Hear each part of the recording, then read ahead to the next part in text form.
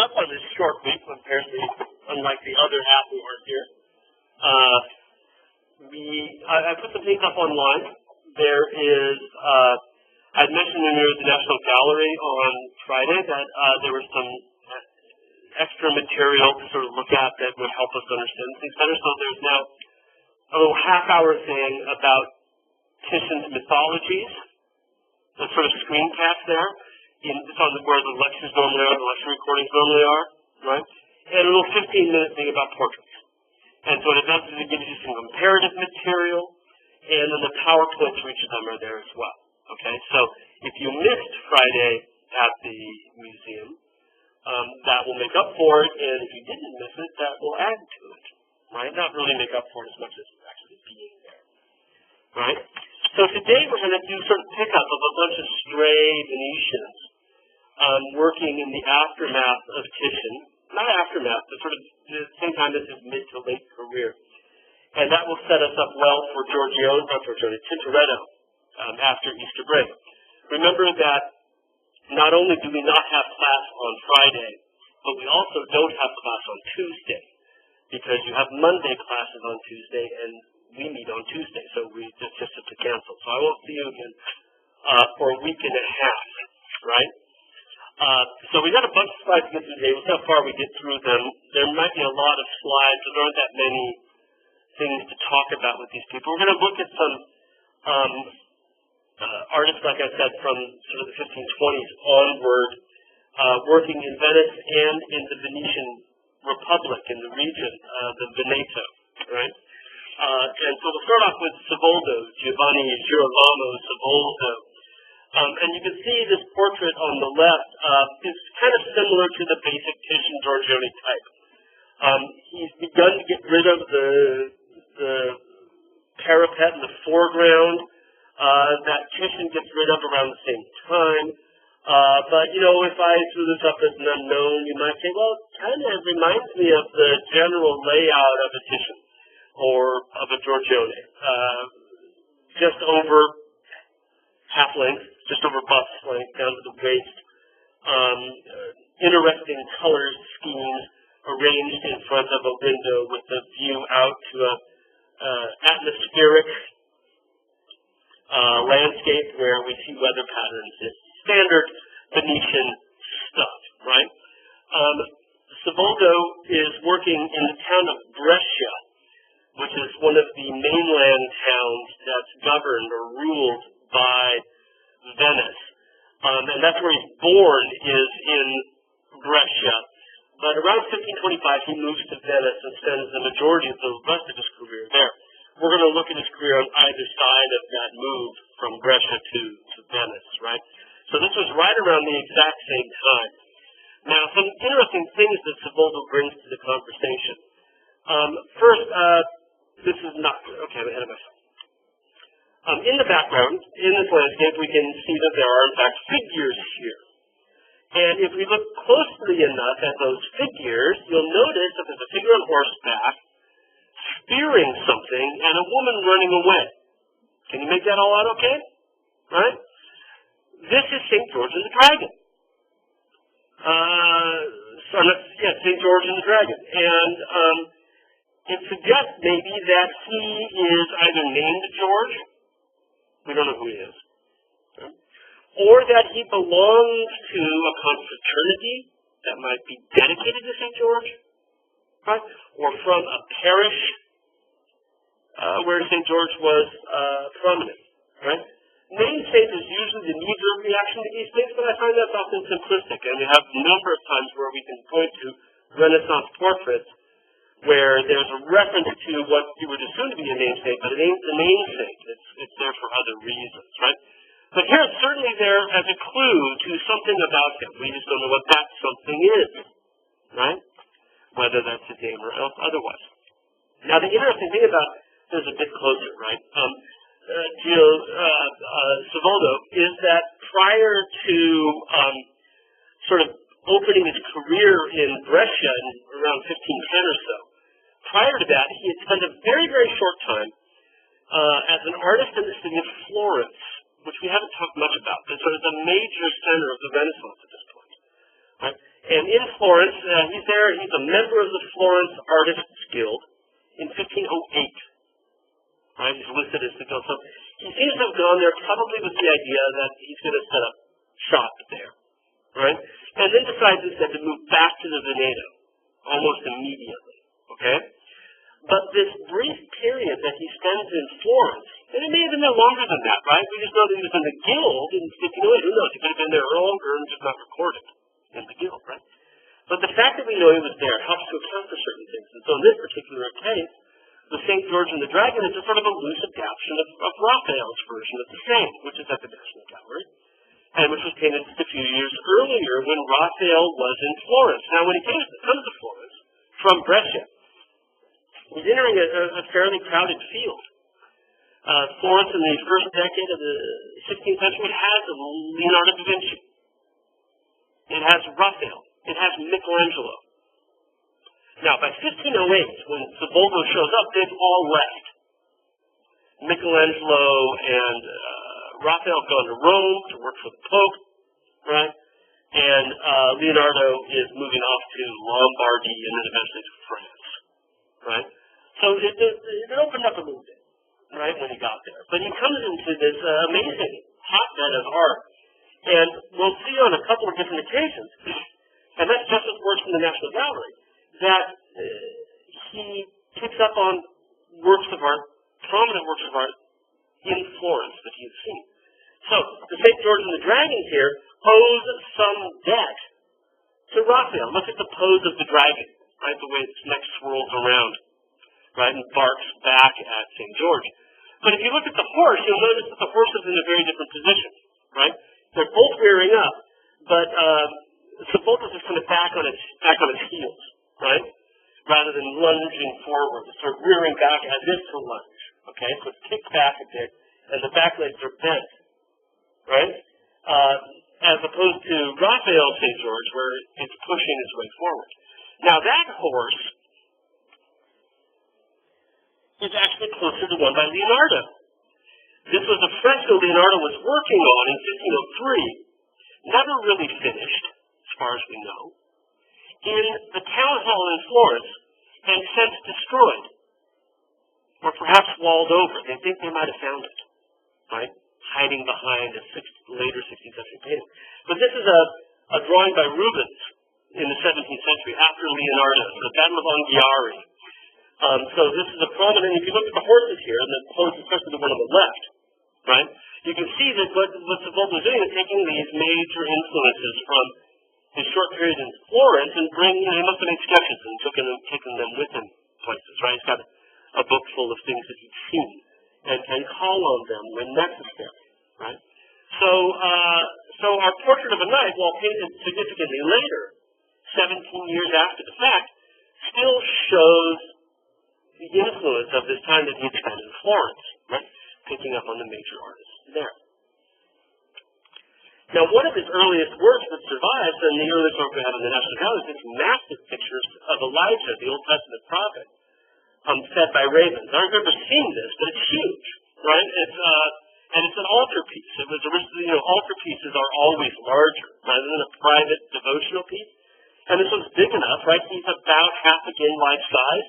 So he's about 7, 8 feet tall. That's the figure himself, not the whole painting, right? It's a rather massive work.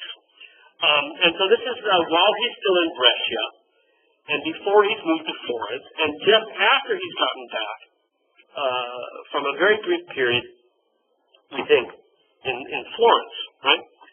Now, Elijah is from the Old Testament, right? He's not a saint or anything. He's a prophet from the Old Testament. And the story of Elijah centers around the fact that God told him to go into the wilderness to pray. Right? And he said, don't worry about it. I'll look after you. I have ordered the ravens to bring you your food. First Kings, if you're into all of this, right? So there is Elijah being looked after by God, if you will, right? The raven appears in the upper right corner.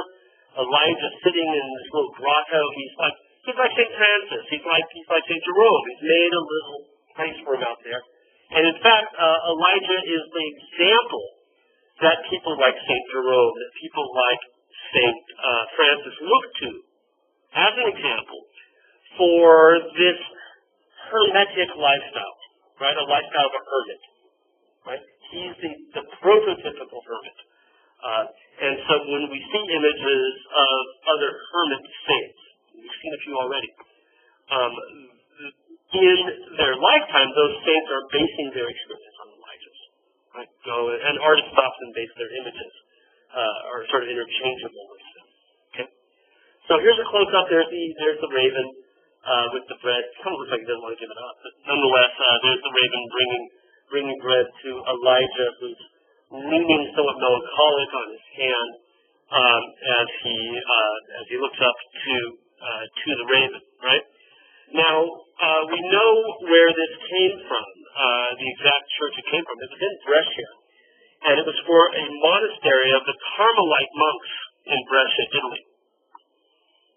And not only was Elijah the prototype for other hermit saints, Elijah was also the prototype for monks, because they too would leave civilization, go out into the countryside, right, in order to develop the close relationship with God. So all monks sort of look back to Elijah as this standard bearer, as this prototype, as did certain hermit saints as well. For the Carmelites, Elijah had a particular significance. He's got a general significance for all monks. But for the Carmelites, he's got a very specific prototype. In his travels through the Holy Land, one of the places that he seeks refuge is on Mount Carmel. Just about Haifa today, right?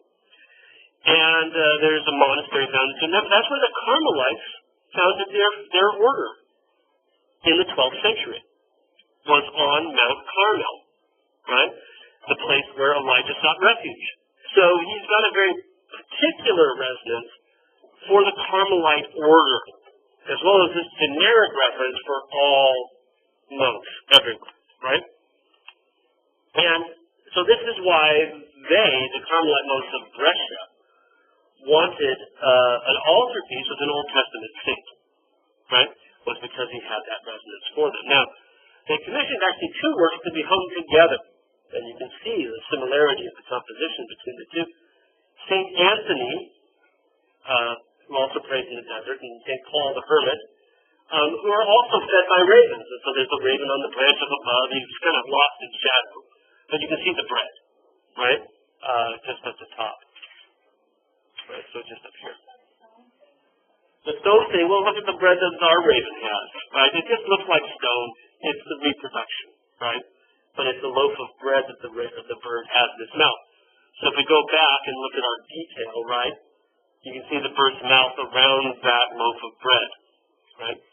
And that's the same thing that we have here. So Elijah is the prototype of these, and these two would have hung in at the altar. And who knows, there may have been a larger series that we just don't have, right? But these are important for the Carmelites of Brescia, right? So all of this has to do with Elijah's special significance, right? As the prototypical hermit in the wilderness. Now, notice his costume. I animate these things well, but I meant to have an animation in that to bring him up. But his costume has this red lining, and then on the inside, you can still see, even though it's not covered up, that there's all that hair, right? All that fur. This is the kind of costume that John the Baptist wears. And Elijah is often associated with John the Baptist as well, right? Because there is a prophecy that Elijah, there's an Old Testament prophecy, right? Elijah will return immediately before the Messiah. And Jews to this day believe that. This is why there's the empty chair at Seder during the Passover, right? Elijah will come back. And Christians believe that Elijah did come back in the form of John the Baptist. That he came back just before Jesus, so he's the they don't believe in reincarnation, but the embodiment of Elijah, the fulfillment of that prophecy is that Elijah came back as John the Baptist. Now, by the way, I need to give credit to this. I told her I would. I Skype my 85-year-old mom every Sunday. I was talking about this picture. I was like, I want to know what's going on in the background. Tell me about Elijah. She loves, she's into Bible studies and has lots of stuff. So we were chatting about this. I said, why does he have a haircut? Why does he look like John? Oh, well, she said. So this information I'm giving you, I got that from my mom, right? And she also helped me out with what's going on in the background, which we'll talk about next. So I need to footnote her. I told her I would mention her in class, and she was so tickled that she'd be mentioned in the college class. Right? But you can see the Baptist has the very same coat there, right? So it's red on the outside. This is now me, not mom. Red on the outside, but you can see the hair coat part of it underneath here. And Elijah has the same coat because to Christians, he is more than just a prototype. When he does come back before the Messiah, he came back more or less in the form of John the Baptist, right? And I don't want to say reincarnated because that's not Christian beliefs, right? So he's being associated visually, right, as the prototype for John the Baptist, right? Now, the background scene. You'll notice that the narrative is extended in the background. And this, if we read into now 2 Kings, chapter 2, right? When Elijah was in the wilderness, God appeared to him in a dream and told him that his successor would be a man named Elisha. Not Elijah, but Elisha, just to make it confusing, right? Elisha will be your successor. And so Elijah leaves his wilderness refuge to go out and find Elisha. Right? And they eventually meet up and they travel together. Right? And so this is part of what we're looking at in the background. They have met up. And they're traveling through the Holy Land. Particularly in the Jericho Valley. The valley of the River Jordan. Right? Okay. While they're traveling together, some prophets come to Elisha and tell him that Elijah's going to die that day. Right? Go back to the guys say go to heaven. Right? Elijah's going to heaven that day. And Elisha really doesn't want to hear this, right? Because they've met each other, they found each other, they're traveling together, things are going well, right? And so as they're traveling, they're talking to the prophets. Some says Elijah's going to leave today to heaven. Elisha and Elijah decide, let's ditch these guys, right? And so what Elijah does, and this is why the cloak is so important, is Elijah takes off that cloak, right? He lays it down in the River Jordan, and they walk through on dry land, just like Moses coming out of Egypt, right?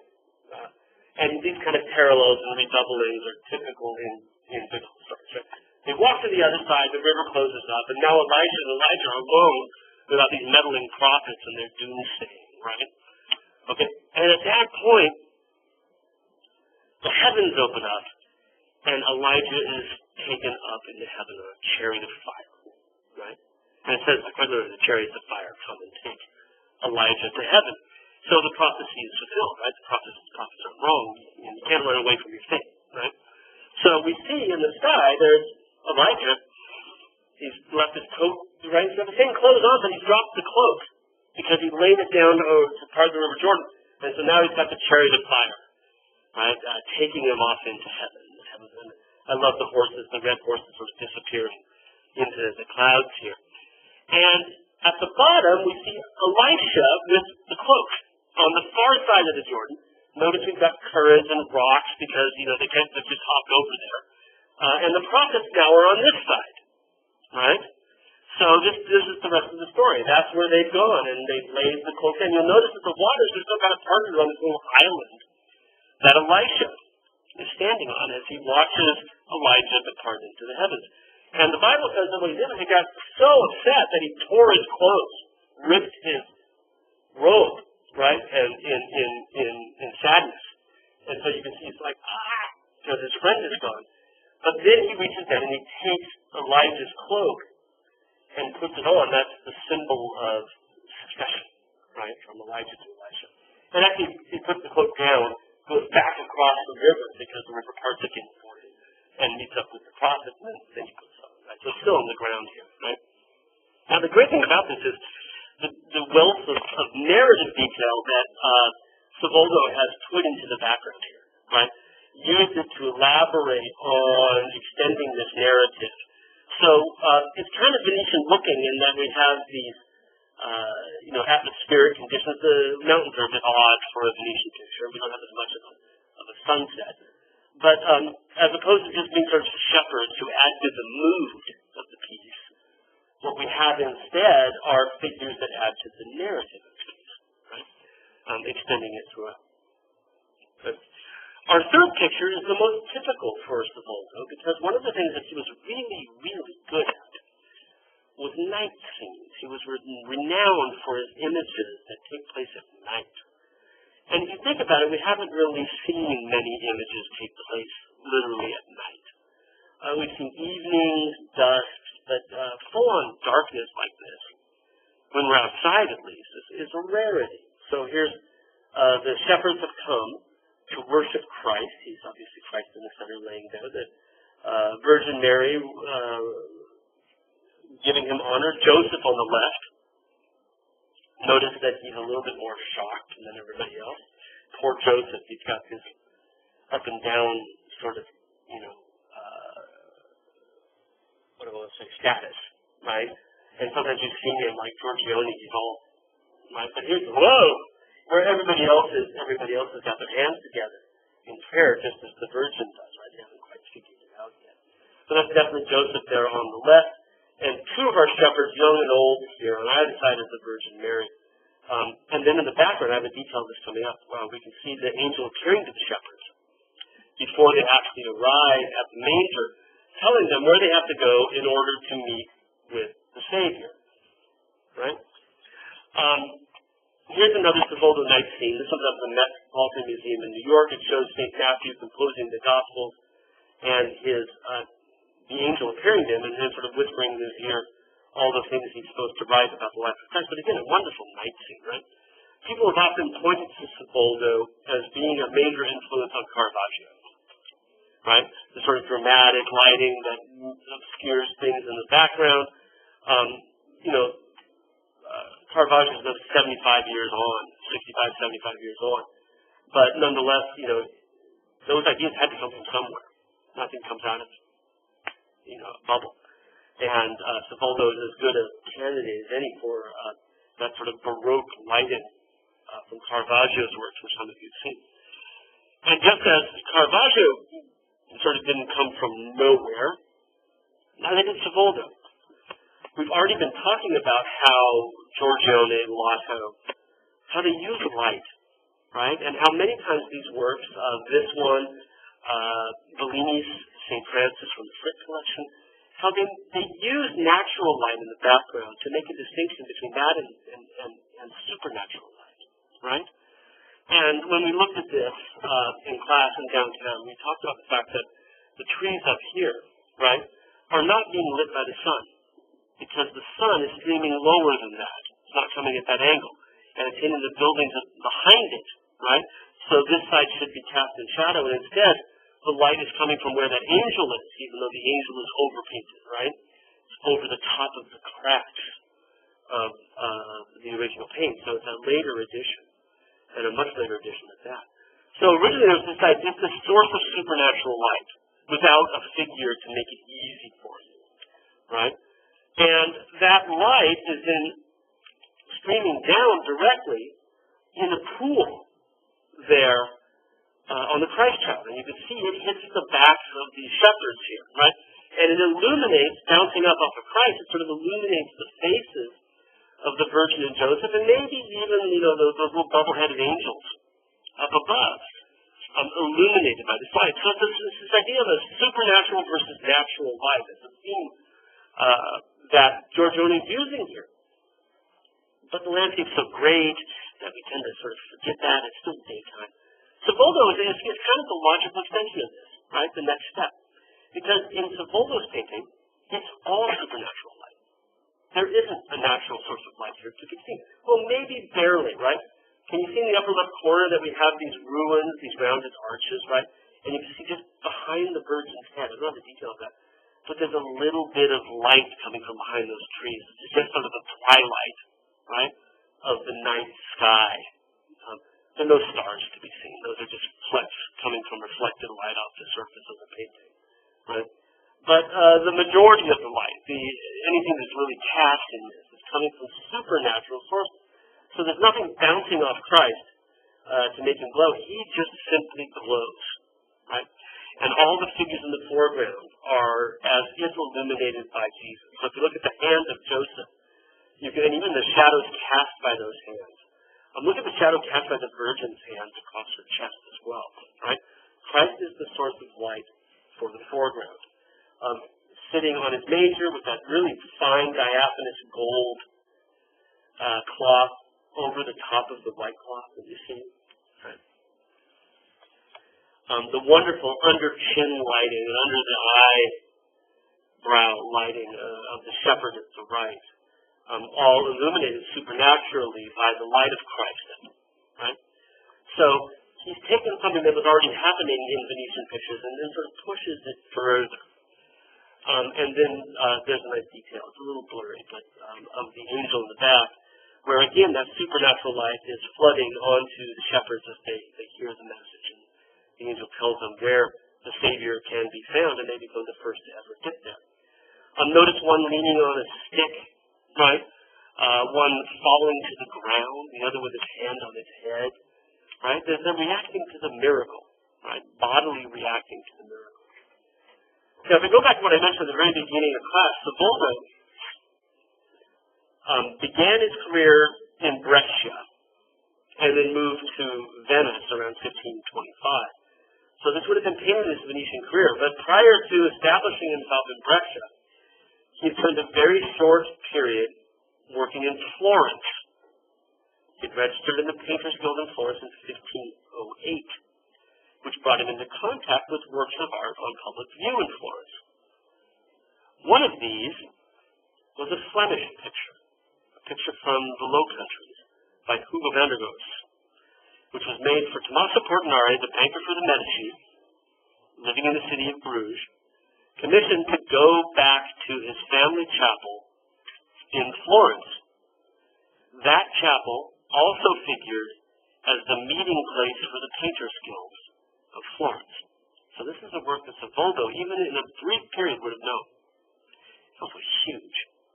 It's like 8 feet on the side, right? And it has wings, which I might go on and show you at this point. But it shows the same thing that Savoldo shows us, right? The adoration of shepherds, where they have arrived from the right, coming in, the Virgin worshiping Christ on the ground, Joseph on the left, a little bit more dignified in Hugo's work, right? A little bit more intimate. But what Savoldo has given us is a sort of crowded, tightened up version of the same. He's gotten rid of all of the secondary angels that swarm around Hugo's work, right? Count them, right? A good dozen, 15 angels in Hugo's work, right? Up in the sky, above the shepherds, above Joseph, down in the foreground on either side. We got rid of that, and all of them were so close up that we're in half length, right? To add to sort of the dramatic impact of the work. Still, the hand gesture of the shepherd on the right really kind of directly borrows from this fellow here, right? And most importantly is the effect of light that Hugo achieves, which is not nearly as dramatic as Savoldo's, but certainly laid the groundwork. The angel up above the Virgin Mary, for example, seems to be lit from below, right? So Christ is giving off some light here. And Savoldo's picking up on that. He's seen this. Again, it's probably now almost 20 years earlier, right? Maybe even 25 years earlier. And he's remembering that and bringing those elements into his variation on the theme. Most importantly is the shepherds in the background, leaning on their staff, slipping down as the angel appears to them, telling them where they need to go, which is here in the foreground, right?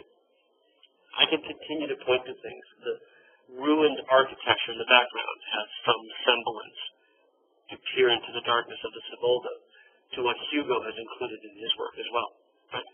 So just as the first work that we saw right? This with the St. George and the dragon in the background brought in some. Is that the ugliest shepherd you've ever seen, by the way? With those turds, right? Much more, exactly, but also dignified, even though he's holy. It offsets, he's not holy yet, quite like the Virgin Mary. But anyway.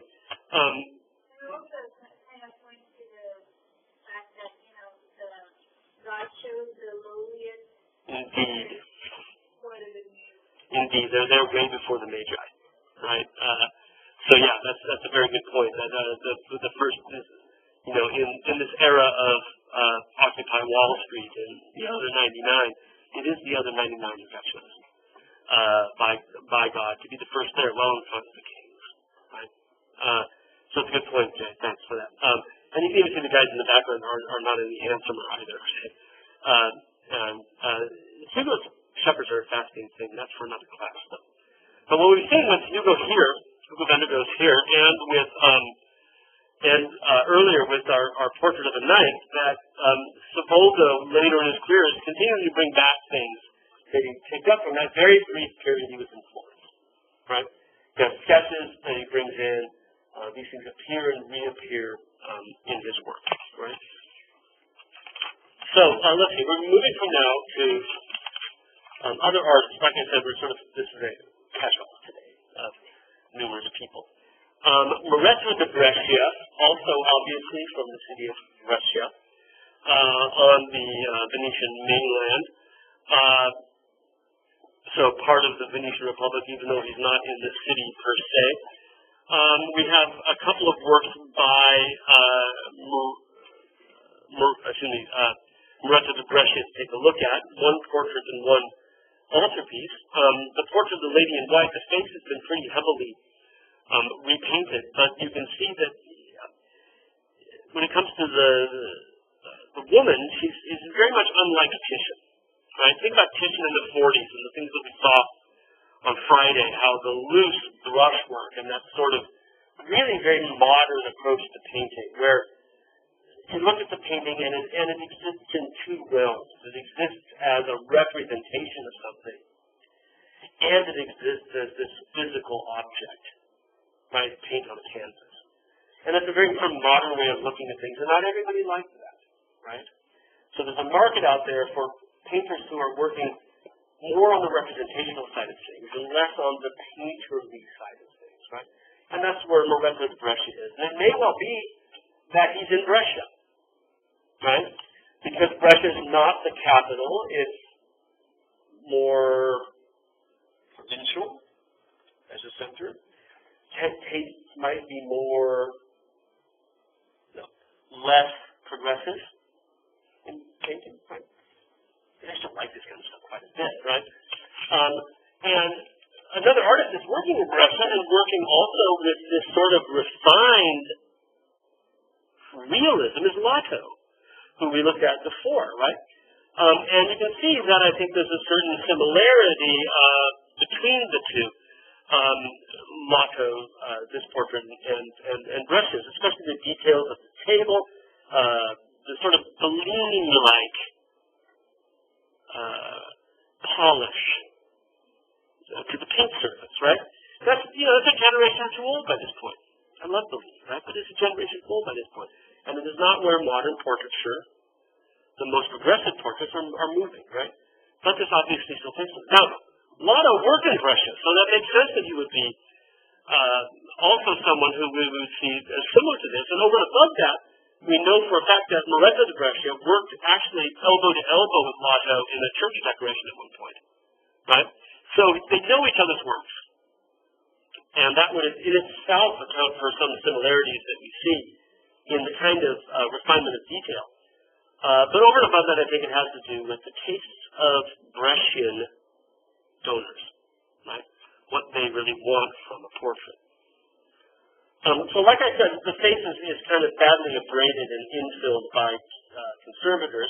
And you can even see in the detail that it doesn't have the sort of exquisite type refinement. You see that wonderful emerald and pearl necklace, right?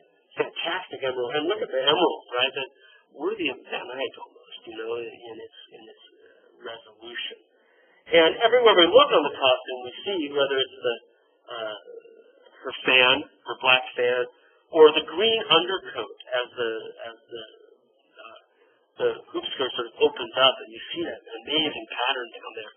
Or the detail on her hand, right? The rings on her fingers, the rose in her hand, the stitching on her white leather glove, right? The weaving in the tapestry on the table all receive this sort of microscopic detailing that Lotto would give the things as well in his portraits, but very different from what Titian's doing by the 30s and 40s. So different strokes, for different folks. The other work we have by Moreno de Brache is very, very different in a lot of different ways. First, it's an altarpiece. And second, it's much more concentrated in its emotional power. Our Lady in White has a certain courtly reserve where she doesn't really give on what she's thinking. And that's a lot of it due to overpaint, but that's also portrait style. For some portraits is to sort of put up the mask, the facade, where the majority of who she is communicated through her clothing, right, and her accoutrements, and not so much through emotions and things. This is, again, the opposite of Titian, isn't it? Titian's are so much more, like, you can see the soul of these people, right? Titian's is ornamental in a different way, though, right? Because if you think about that wonderful ghost greedy picture that we looked at downtown, right? It's ornamental, but it's ornamental because the paint becomes the ornament. You know what I mean? The paint itself is luscious and sumptuous. And it's ornamental in a very different way. It's not ornamental in description, right? Ornamental personality. No, it's ornamental in, again, if you think about this, this is the kind of heavy, right? But the painting has these two different existences of painting. Right? On one hand, a painting has what is this? There was a woman in a white dress with jewels, right? What is that? That's Jesus being put in the tomb by his followers. But no, it's not. It's a flat surface with paint on it. Right? So there's these two essences that are painting. Right? It's a representation and it's an object. Right? So it's a representation of an object, but it also is itself its own object. Okay? And so what I'm trying to get across here is that this is ornamental insofar as the representational item. A Titian is ornamental insofar as its role as an object. It's a beautiful object regardless of what it shows, regardless of what it thinks. The objects that are depicted are what is beautiful. That's fantastic dress. Those gold bows, that wonderful. I don't know what it means that it has a little white bow tied to the bottom of that gold chain. Sure, it means something, right? But it's highly decorative as a description of something else. So the Titian is highly decorative as an object in and of it, right? So that said, this kind of portrait is fairly common in the portrait kind of everywhere in the world, which is one where it's about reserve, about a facade. Titians are the antithesis. Right? And I've been thinking about this, and I do a detailed full moment. I show you a bunch of portraits, right, of people that suggest very much exactly this, right? That this is what people want, these sort of stately portraits that don't reveal character. Don't reveal character, but focus on the rewards of status. Right? The stuff that is wrong. And that's definitely what this is all about. I can show you a lot more. Mid-15th century, 16th century portraits. That focus on the clothing. And everywhere in Europe. Germany, England. Think of the famous portrait of Henry VIII, where he distills the entire picture with costume, right? It comes out of that here, and then there's this background on top, right? But it's the costume that's the important thing, right? No, this is the one where you just split up. It's the most famous of them all. Okay. But in any event, and you can go to the Met Gala with some Florentine portraits from St. Michael, where you see clothes or whatnot. This is, this is a little stuff, right? But if I think of some of the portraits you look at from Venice, this is old school. This is conservative rather than progressive. And if you think of things like the Sebastiano del Piombo portrait of the Human, the globe in the background, right? It's kind of a different issue, right? Or the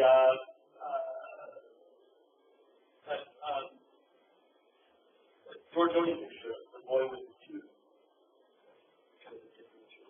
And of course, Titian, who is the most progressive portraitist I'll be working. So, now if you take that idea of a figure who's sort of very reserved, very withdrawn, not very emotional, we don't really know who she is or what she's thinking, what she's feeling, that's not the point. Right? If we look at the Pietà image on the left, Pietà is, you could give this any one of a number of themes. This could be the entombment of Christ. Pietà usually means the Virgin Mary is holding the dead Christ on her lap. So this is not a classic Pietà. Right? And that sort of image is usually made in Georgian Europe in a few houses, not many houses here. And here the Virgin is holding the dead Christ. John the Baptist is as well, and Mary Magdalene holding the seat. And that's fairly normal in scenes where Christ is being either lowered from the cross or placed in the tomb. And this is all about the tomb. Right? So we don't have some of the other people who are usually there when Christ is put in the tomb. So, for example, Joseph of Arimathea, right, and Nicodemus, who were there when Christ is buried. Which one of them gave the tomb? Which one was the rich one? Arimathea. Joseph of Arimathea provided the tomb for Christ. But they're not there. He's concentrated around these three people who are mourning Christ. Now, you'll notice that the landscape could pass for pretty much any sort of Bellini, Giorgione kind of landscape, couldn't it? The rock overhang, right? The atmosphere and the landscape in the background. In this case, the rock overhang is for where the tomb is going to be. Right? And you can actually see the sarcophagus there in the foreground that John the Evangelist has his swimmer. The other thing typically needs is that wonderful color orchestration. Between the blues of the Virgin's robe on the left, the oranges, the copper and red colors of the Magdalene feet, and that wonderful, vibrant red and green together, the Christmas colors that John the Evangelist on the right, right? That's a really wonderful color. So keep your eyes moving around with them. I love how at the moment they're about to bring this to his head flops over. He's dead, right? His head is flopped over to where it rests against the Virgin's cheek. And I think he's doing that to add to the emotional impact of the scene. I've got some nice details in this as well. And so, look at poor Mary's face. Usually Mary is in these things, she faints or something, and she kind of maintains this sort of her face never gets stretched out and contorted, right? You almost always see her with sort of perfect complexion, and she might be sad or something, but Loretto de Brescia has pulled it out, right? And she's wailing, right? This is what a mother should be doing, burying her son. What could be sadder in any person's life, mother or father, than to have to bury your child? You know, there is nothing sadder, right? Notice how also Brescia's terrific at sort of getting the deathly pallor of Christ's skin versus the flush of the Virgin because she's crying and screaming, right? Live versus dead between the two of them. And yeah, the evangelist figure is fantastic, right? But of them, I think the best is Mary Magdalene down below as she just turns inward almost as she's embracing Christ's feet. Hair out the same color as the robe that she's wearing and her little ointment jar there. I think on a certain level what Loretto de Brescia wants you to consider is to think about what's going on inside her And that as she's burying Christ, she's remembering her previous engagements with Christ, the other times that she met him, the other times she had contact with him. And one of these was at a dinner in the house of Simon, where she comes out and anoints his feet with oil and uses her hair to wipe his feet. Yeah, cries and washes his feet, right? And so here we've got the ointment jar, her symbol, so we can identify her, but holding his feet again and thinking about the time that she actually was right there when he was alive. And there weren't these holes in his feet, you know? And what I think is really fascinating is Moreno Brescia works this out. Now, there she is in the Moreno de Brescia picture from later, where she's actually anointing Christ's feet. And you can see how he's reusing that idea. Now, he doesn't expect you as the viewer to know both of these, even though they're both probably in the same city, right? So you could bring that experience into it. But I think what he's done is he's put her at the feet in a way that you are meant to, like her, remember the other events in her life.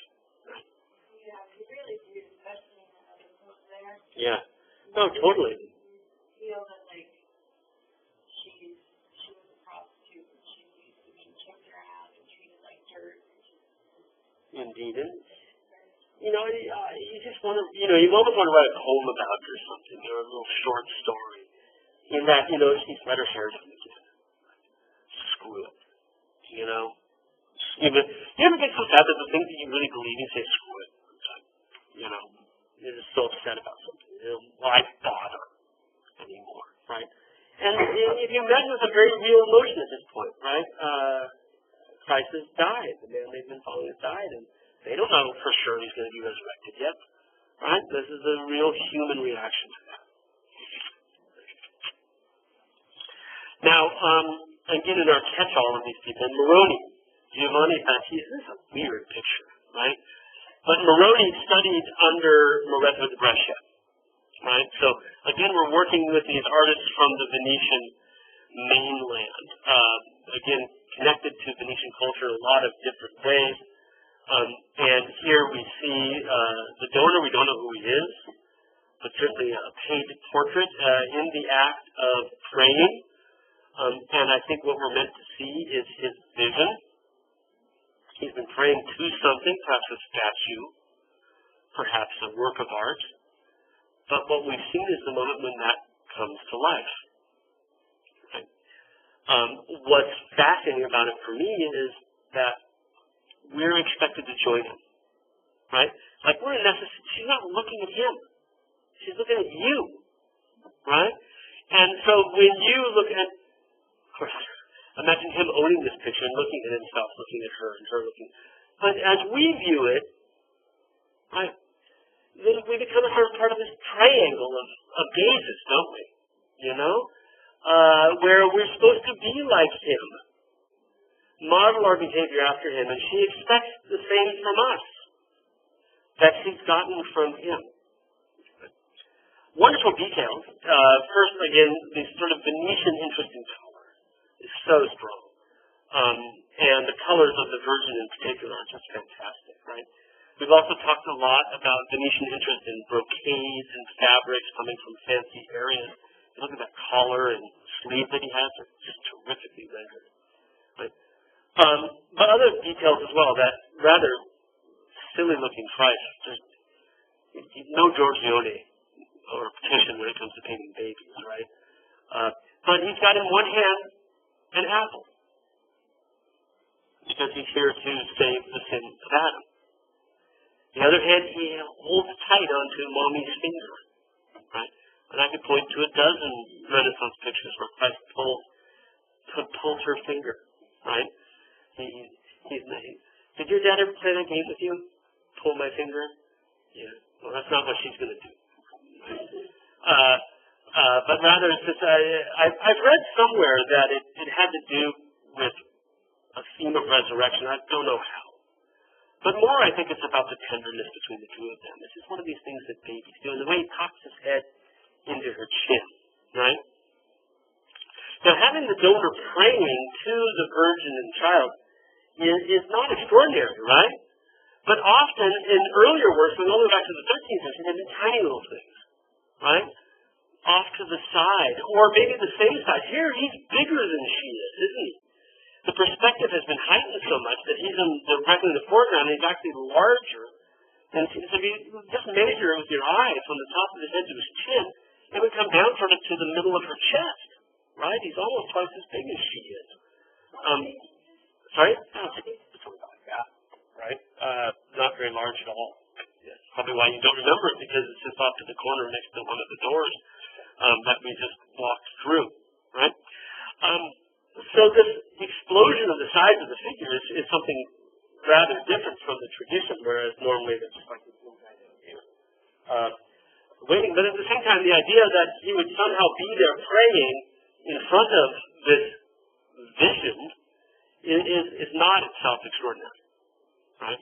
It's just rendered weird by the proximity of the two of them, the fact that there's nothing else in this space but him and them. Isn't that odd? That's what makes everything so strange. It's a bare room, right? And the only people in the corner of this room are him and her, you know? Unlike this heavenly throne, right? Where it looks, think with the Crivelli. It's like somehow he's entered her space. You know what I mean? So everything around that is about the Virgin Mary. So the conch shell above, the inscription, right? Remember the Mother of God, Queen of Heaven, right? That's all about her, or Christ. The fruit, the animals, right? The grace.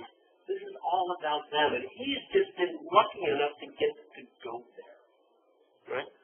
So with Moroni, she's come to him. It's sort of like it's his space. He just sort of miraculously showed up. You know, almost like a ghost or something. You know, it's appeared in the corner of this unadorned room. It's not like he's in her space. It's rather that she's in his. You know, and I don't think that's the wrong way of looking at this. That it's a miraculous vision. Right? And if you think about visionary experiences, one of two things happens. You're teleported somewhere, right? Dante's Inferno, right? You get to go somewhere, and you're led through this fantastic, or things appear in front of your eyes. Things appear where you are, right? And that's, I think, where Moroni is. Things appear where he is. And this is buttressed by the fact that the pose of the Virgin and Child, most of it at least, is derived from a print by Dürer, who had been to Venice a couple of different times, whose prints were prized by people who collected prints, and traveled widely. And so this print is actually made after Dürer went to Venice, but nonetheless certainly would have made its way down. And the way that Christ's head tucked under the Virgin's neck, the way she looks directly at us, the pose of her arm, Moroni has taken this and sort of altered it a little bit and made it halfway. And stuck his nose to death. So you can almost imagine that our gentleman, whoever he may be, was praying to the Dürer print, and then had a vision where that came to life, right? Now, I'm not saying that's exactly what happened, but he's using these prototypes to add to this idea of the vision. The other Moroni, this is a great picture. What a fantastic painting this is by Moroni, a portrait. It's called Titian's Schoolmaster because, first, it's so forward-looking as a portrait. We'll talk a bit more about that in a second. But it's called Titian's Schoolmaster simply because it used to be thought to have been painted by Titian. And since he's got a book, he's a schoolmaster in the hat. Makes him look like a scholar, an academic. So he's not the schoolmaster of Titian. He's a schoolmaster by Titian. Does that make sense?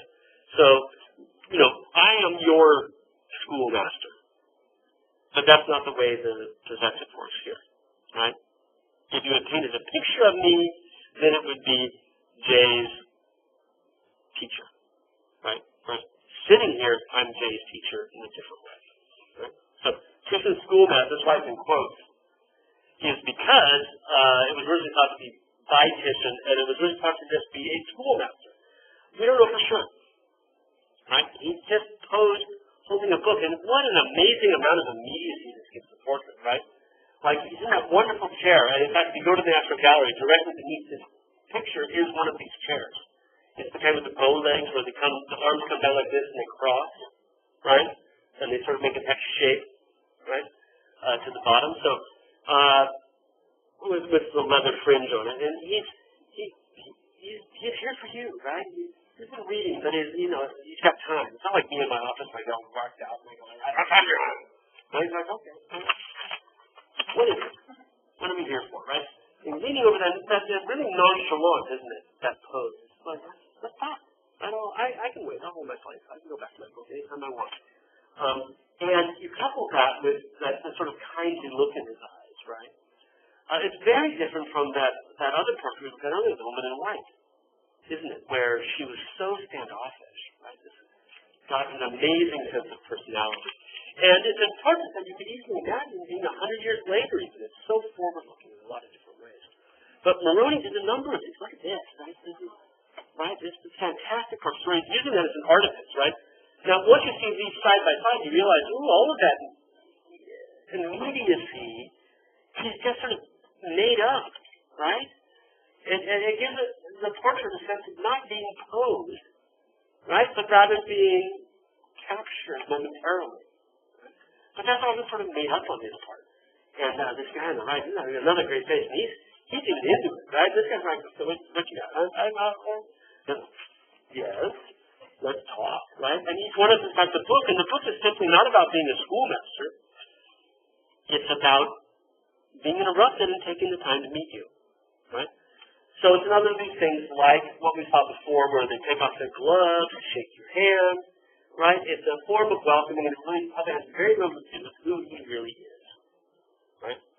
But rather more to do with the fact that they're taking time out of their busy schedule to talk to you, and you should want some time with them as well.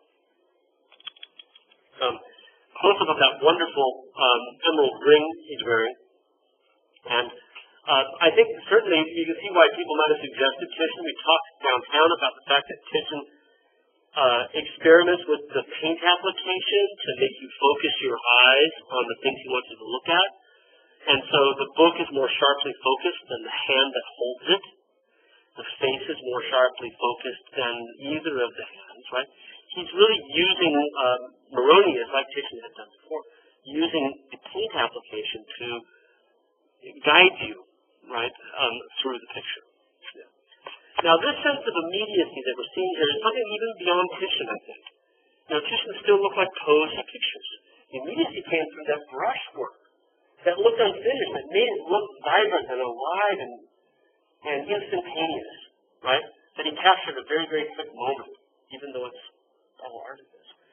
Here, that moment is captured through gesture. He's turning, he's moving, he's touching. And it's a kind of portrait that people began to respond to only about 50 years later. Do we find other portraits going, what a great idea. And looking back at these. As an example, right, you could almost imagine these being painted at the same time, right, even though there's 60 years between them. The great portraitist of the 17th century, Holland, never even went to Venice. He might have seen one come on the market or something. But he, too, has got the same idea. Here's a woman in a chair with a book, taking a moment. I always thought she was like Rosemary Hubbard, if you've taken science classes with her. But, and again, capturing that person with a spark in their eye who really wants to talk to you, right? So Moroni is really, really forward-looking. In this sense of portraiture. That's not for this class, but it's just how old she is and when he painted it. We don't know who she is, but it says she was, I think, 60 years old, and this was painted in 1633. So, right,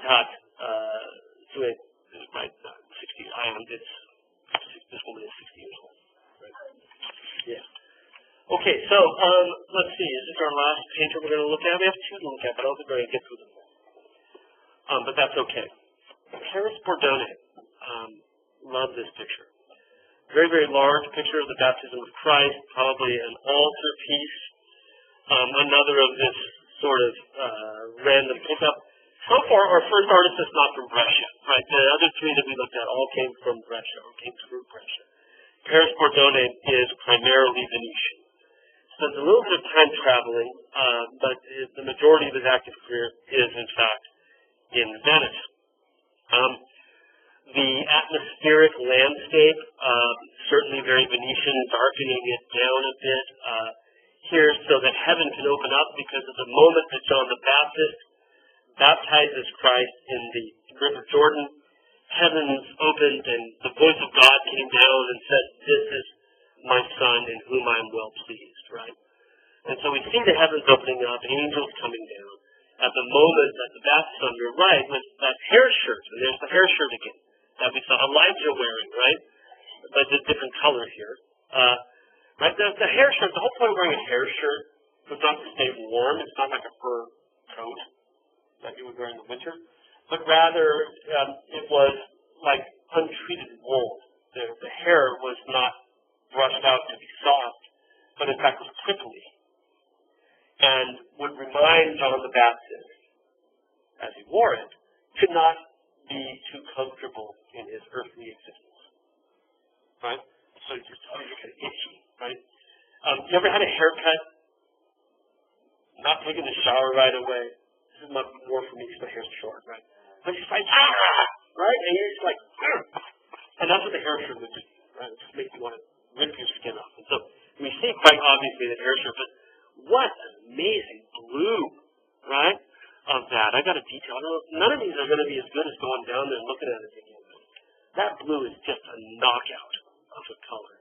And you'll notice that, I think we talked about this downtown briefly, but as he paints it, the blue goes through purples as it moves to darkness, rather than being just darkened down with black, right? It's really just an electric color. It's really fantastic. And it forms this sort of pairing around Christ, right? All those oranges and reds on one side and all the blues on the other. Just a knockout picture. Now, let's see, I'm going to get back to my notes because I don't know these guys that well. Where am I here? One of the things I wanted to talk about a bit was the burly, rippling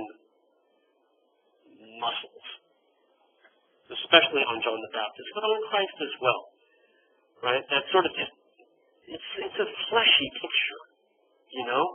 And if you look at the way the Baptist is turned with his arm back like this, and it's just like, he looks like somebody who spends a lot of time in the mirror going, you know, and, you know, bodybuilder, he wants to see and stretch and tighten up, and across his back is that sort of ocean of muscles that are like ripples in water. He's ripped, you know? And Christ too. And in fact, that pose, the corkscrew pose of Christ as he twists, you know, is very artificial in a way. And so is the musculature of John the Baptist. And I wanted to sort of focus on that a little bit. Right around the time this was painted, Bordone made a trip out of Venice, all the way to France. He'd actually been invited by the King of France, Francis I, or Francois Premier, right? Francis I, we see in this portrait by Clouet, that's in the Louvre. Francis I had a hunger for Italian art. He loved Italian art. He wanted to transpose the Italian Renaissance to his court in France. And in order to do so, he did his darndest to buy the best Italian paintings he could, but also to hire Italian artists. Right? So when Michelangelo was unable to finish the tomb for Pope Julius II, some of the unused sculptures were bought by Francis I, and this is why they're in the Louvre. At the end of his career, when Leonardo was floating around and looking for a new patron, Francis I hires him to be his court artist. Leonardo dies in France, working for Francis I. This is why the Mona Lisa is in the Louvre. Right? He tried to get Michelangelo to come in the 1520s. Michelangelo seems to have been on his way there when he turned back. Right? In the 1530s, he hired two more artists directly from Florence to come and decorate his palace. He loves Italian art. He wants anything he can get his hands on. And in 1538, he invited Paris Bordone to come to his court. His court is in Fontainebleau, just outside of Paris, in the forest. It's an old hunting lodge that he had converted. And in it are these galleries full of paintings and stucco sculptures by Italian artists. The painter was Rosso Fiorentino, the redhead from Florence. The sculptor was a man named Primaticcio. I want to look at the sculptures. The paintings. If we look at the figure on the left, we get that corkscrew pose.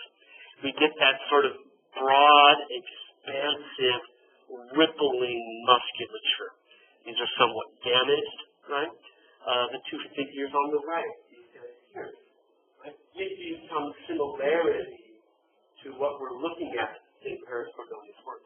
So we're seeing these going to Fontainebleau come back with that experience and brought this new kind of art that was being done for Francis and incorporated it into the things he was doing back in Venice. I've got another one of these decorations from the Gallery of Francis I in Fontainebleau to show you, right? These overblown muscles, right? This is coming out of Michelangelo, but being sort of turned more artificial in the hands of Rosso Fiorentino. So this is the France that Paris Bordoni lands in.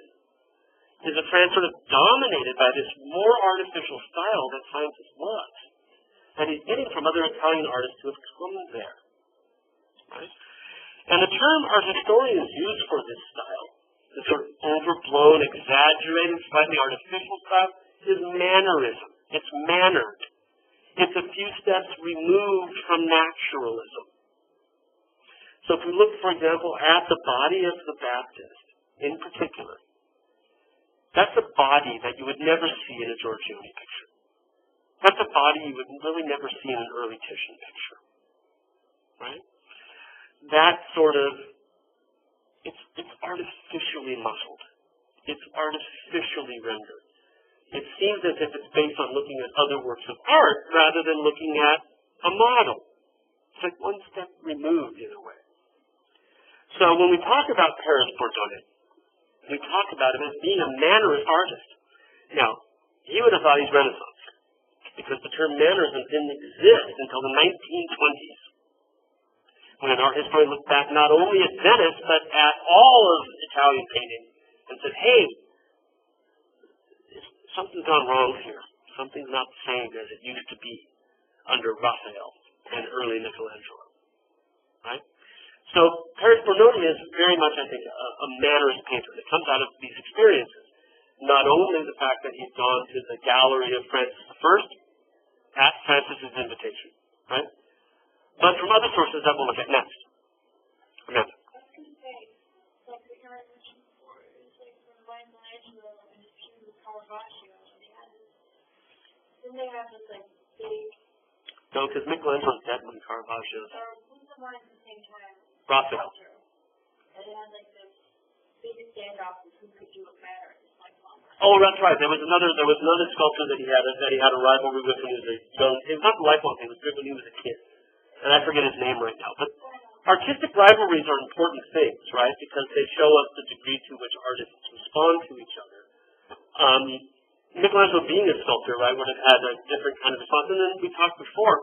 You missed that class, but I think you missed that class. We talked before about Sebastiano del Piombo entering into this rivalry that existed between Raphael and Michelangelo, and taking up Michelangelo's part in that rivalry with Raphael, right? These things are places where artists try to assert themselves, right? I think in this respect, Bordoni is not necessarily giving us a rivalry with Rosso Fiorentino as much as he's sort of channeling some of these modern art trends that he's seeing here. Let's look at one other one really quickly, real quick. You would never think this is the same artist, would you? I mean, it looks so different, but at the same time, it's so artificial in a different way, isn't it? Look at that stage set, right? In fact, this is all stage set. Now, the story here is Bathsheba is married to Uriah, right? And she's bathing, and while she's bathing, King David is hanging out, spying on her from his palace. So this elaborate stage set that you see here, that's fantastic. And I say fantastic quite literally. It doesn't exist. It's an invented place. But you can see it exists primarily within the picture for King David. Because there he is looking down. He gets so fired up by seeing Bathsheba at the bath that he has her husband put to death so she can marry him. Right? Not the nicest of people at this point, despite being one of our great Old Testament heroes. Right? Shortcoming. Okay? Now, here, the setting almost dominates everything, doesn't it? It's very, very odd, the amount of setting he's given to it.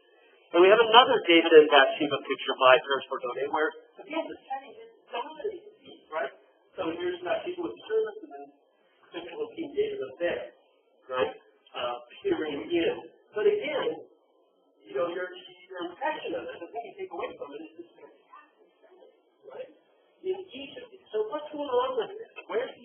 Where's he getting this? Well, we can explain those settings and why they're important to it. There was an architectural theorist named Sebastiano Serlio who began to publish architectural treatises in the 1540s. He was living in Venice, and he was friends with Bordone. And Bordone had access to his drawings while he's preparing these books. Right? And he channels some of what Serlio suggests for artists to do. Let me show you a few of these and then we'll quit. These books on architecture by Serlio had lessons on perspective, right? So here's how you draw arches in perspective. You can see Paul's got that down, doesn't he? Right? They had different kind of architectural moldings so you could get the specifics of that right. These were intended for artists, but they were also intended for architects, right? To sort of style books you could look at. You know, we go to the paint store, we sell the swatches of paint, and we use those. Maybe you could go here, I want molding like that, right? But they also included stage sets, right? This is a stage set for a tragic scene that he suggests using sort of this fantastic architecture that you could visually build if you used Serlio's treatise. This seems to be exactly what Bordone did.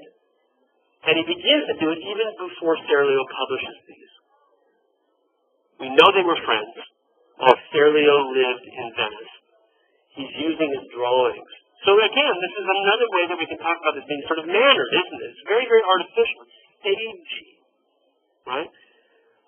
Paris Bordone as a mannerist artist. Right?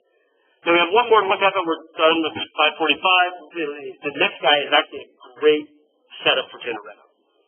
So we'll pick up with that, a week and a half. Once you get out, you guys got some work to do, don't you? Because next week, you're giving me a draft, is that correct? On Tuesday, you're sending me a draft, and I'll be giving you comments back before we even see each other again. I'm hoping, right? If you get them in on time. So, a few people sent me progress reports a bit late. I'll get those back to you this evening. Okay? But Jay, let's see if we can figure out your problem. I just saw somebody jonesing to get in here, so we have to get out of the room.